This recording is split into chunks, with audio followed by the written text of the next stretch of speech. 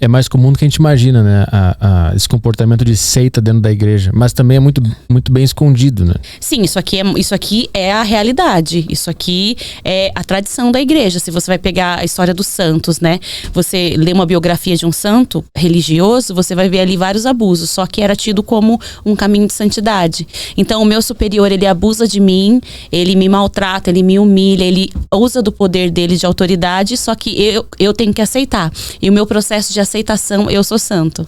Então a igreja, ela dizia isso, né? Só que hoje, com a mudança da mentalidade, a gente vendo a vida de outra forma, está surgindo os questionamentos, né? Mas isso não acontecia. Isso é uma coisa muito recente. E por isso que tem essa crise, né? Porque é uma coisa muito recente. Então... Qual que é o objetivo desses abusos? É só questão de poder ou tem alguma coisa por trás?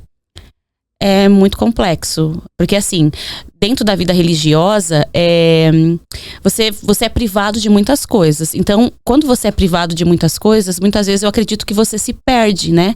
Você entra ali, por exemplo, uma pessoa, tem a ver com caráter também, mas a pessoa, ela entra ali, só pra me entender, você já tá me entrevistando? Como começou tão natural, a gente já pode seguir já. Tava tão legal. Tá, não, porque eu não tava conversando naturalmente, desculpa. Não, tava ótimo, então a gente pode seguir assim. Finge que a gente não tá no ar. Tá bom. A gente tá gravando também, não é ao vivo, então... Entendi. Qualquer coisa a gente... desculpa, né, porque eu fiquei pensando, a gente tava conversando, de repente falei entrevista, aí você me perguntou o que você me perguntou? Por que existem esses abusos dentro da igreja? Qual que é o objetivo? Então, não tem objetivo. Eu acho que a pessoa, ela tá ali dentro daquele sistema e é um condicionamento. É uma cultura, né? Então, a humilhação é um caminho de santidade, o sofrimento é um caminho de santidade. Quando uma pessoa, ela tá exercendo um cargo de poder, ela não tem um equilíbrio, ela não tem uma maturidade, ou ela tá sofrendo... Ela sofreu várias privações. Ela pode reproduzir até o que ela viveu, porque ela acredita que isso pode ser um caminho. Então são várias questões, né? Mas o poder, eu acho que quando a pessoa ela tem o poder, ela acaba muitas vezes correndo esse risco de se desviar. Mas são várias questões que afetam. Por exemplo, na congregação que eu estava hoje avaliando, tinha várias irmãs que faziam abuso de poder. Tinha a madre superiora, que com certeza hoje, avaliando pelo conhecimento que eu tenho, é uma narcisista. Isso eu tenho absoluta certeza, pelos comportamentos, pelas atitudes, mas em volta dela tinha outras irmãs que também faziam as mesmas coisas que ela fazia. Então, como que ela conseguiu agregar essas pessoas? Só que essas irmãs que entraram também sofreram por parte dela essas agressões e reproduziam. Então, assim, é um sistema que vai se perpetuando e que é naturalizado, é normalizado. Então, a superior abusar do seu súdito é uma coisa normal. Não se escandaliza por isso, entendeu? Um normaliza pro outro, que normaliza pro outro. Isso, e vai passando, é uma cadeia, né? Uma atitude em cadeia.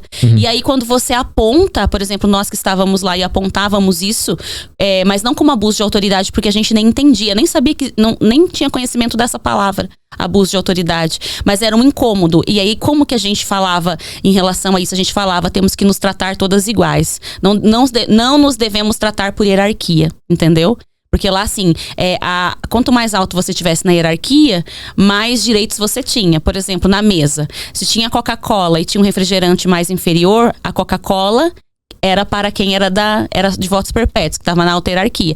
E o refrigerante mais inferior era para quem estava abaixo. Ou quem estava abaixo tinha que segurar, por exemplo, a capa, né? A gente usava uma capa da superiora, tinha que servir. Então, sempre era isso. E nós questionávamos esse posicionamento. Não, vamos nos tratar todos iguais, independente da hierarquia.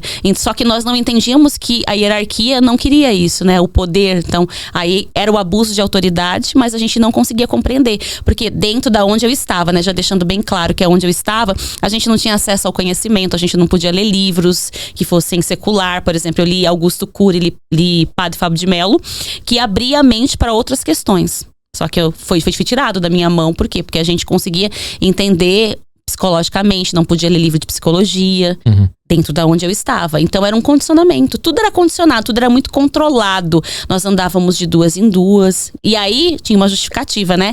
Lá na Bíblia Jesus disse para os apóstolos andar de 2 em 2. Então vocês vão andar de 2 em 2, porque Jesus disse para os apóstolos. Mas hoje eu entendo que na verdade era um controle, porque aí quando aconteceu ações de irmãs de dupla, por exemplo, fugir, porque várias irmãs fugiram, aí começou a andar de 3 em 3, porque era mais fácil você ter o controle 3, porque 2 é é mais fácil. Uma terceira poderia denunciar. Então sempre acontecia um fato ali, qualquer coisa, aí vinha tipo um controle, sabe, assim. Desde esse pequeno fato até, por exemplo, tomar banho. A gente não podia tomar banho de chuveiro nos dias normais, só nas solenidades. Tinha que tomar banho de balde todos os dias. Mas ela não confiava que nós íamos tomar banho no balde. Então colocava uma fita preta lá no ajuste do chuveiro pra gente não poder colocar, por exemplo, no quente, pra não pegar água quente. Então assim, tudo isso era controle. Mas nós não entendíamos. Pra quem não sabe, você vem participando de vários podcasts, relatando a sua experiência durante 9 anos, isso, né, na igreja. Você é uma ex-freira e aí você saiu e passou a relatar essas histórias. Eu queria começar te perguntando como é que era a tua relação com Deus e com a fé durante a sua vida na adolescência, na infância, na fase adulta, antes de entrar na igreja. Então, eu nasci numa família, né, católica, religiosa, tradicional, numa cidade do interior bem pequena, e meu pai tocava na igreja. Então, desde que eu me entendo por gente, eu tava dentro da igreja, meu pai tocando, e esse foi meu universo. Minha mãe limpava a igreja de final de semana, eu brincava de casinha dentro da igreja, numa cidade muito pequena chamada Alfredo Guedes. Depois eu fui morar em uma outra cidade que era um pouquinho maior, mas também era de interior, e lá tinha a Renovação Carismática Católica, que é um grupo bem conservador da igreja, mas só que eles são muito parecidos com os pentecostais, os evangélicos pentecostais. E ali, quando eu entrei nesse sistema religioso, foi aí que a minha vida, eu posso dizer que eu entrei no fundamentalismo religioso, porque ali era uma lavagem que eles faziam na mente da gente, e tudo era Deus, Deus, Deus, e tudo que fosse fora da doutrina da igreja era pecado, era do mundo. Então a gente foi aprendendo ali no grupo de jovens, nos grupos de oração, Canção Nova, todos esses grupos da Renovação Carismática. E assim, 24 horas, Deus, Deus, tudo que você fazia. Se você ouvisse, por exemplo, eu gostava de Sandy Júnior.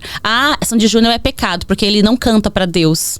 Então tudo era pecado. Então era um fundamentalismo religioso. Então eu entrei dentro disso, mas desde pequena, sempre nesse caminho da igreja. Só que os meus pais, eles não eram radicais.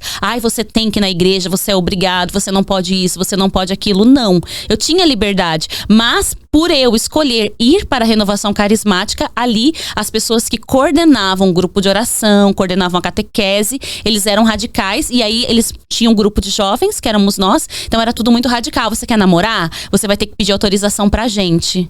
Nós vamos ter que autorizar se vocês podem namorar. Isso, aquilo. E eu cresci nesse condicionamento. Só que sempre tive o desejo do quê? De fazer o bem, de ajudar as pessoas. Sempre tive, desde criança, eu queria fazer obras de caridade. Mas era o meu lado social, só que eu não entendia. Então eu olhava a igreja, a gente cuida dos pobres, a gente tem orfanatos. Então eu imaginava que ser de Deus era isso. E aí foi isso que me atraiu nessas irmãs que eu conhecia. Fui fazer um retiro de carnaval e foi isso que me atraiu nelas. Eu vi um folder delas e tinha lá uma foto delas na favela. E eu lembro que eu me perguntei assim pra irmã: vocês fazem isso aqui? Ela falou: nós fazemos. Então eu automaticamente achei que a vida religiosa era isso, era você se doar pelo outro, e eu vim por esse ideal. Só que na verdade não tem nada a ver com esse ideal. Nunca fui na favela. Se eu falar pra você que eu entrei dentro de uma comunidade pra fazer um trabalho missionário, nunca entrei durante meus 9 anos de vida religiosa. Fui fazer isso depois que saí, trabalhando no lado social. Então assim, é muita idealização, é muita propaganda vocacional. Então você nasce numa família religiosa e já participa desse mundo da igreja. Sim. Desde criança. E aí, com que idade que você tem vontade de se aprofundar e entrar nesse grupo que você comentou, que é a Renovação Carismática. Sempre dentro da igreja, mas pra estudar mesmo, dos 14 aos 15... Dos 14, finalzinho, chegando pro 15, até os meus 18. Aí com 18 anos eu entrei no convento. Mas nesse período dos 14 aos 18, eu ainda fiz uma experiência numa comunidade franciscana que tinha lá na minha cidade, que cuidava de morador de rua. Só que aí o que acontece? Eu fui ficar nessa comunidade e ali eu vi também que não cuidava do morador de rua, que era tipo uma mentira existencial, por alguns pontos que acontecia lá dentro. Então ali eu já questionei, mas eu não tinha maturidade pra entender o que era um sistema. Então eu pensei assim, essa comunidade aqui é pequena, ela ainda tá em processo de construção e não é o meu lugar. E foi aí que eu fui pra ser freira. Mas era sempre envolta tudo isso. E o interior de São Paulo, o interior do Brasil, na verdade, tem muito disso, né? A religião, o catolicismo, as festas paroquiais, as festas das cidades, né? Essas cidades pequenas geralmente são as festas da igreja, as procissões, as festas juninas. Então, assim, é envolto a tudo isso. E é a realidade do Brasil, né? Hoje a gente tem um lado evangélico protestante, né? Que cresceu muito, mas se você vai no interior, nas cidades pequenas, é o cristianismo que prevalece. Então, é dentro desse contexto que eu nasci, cresci e vim pro convento.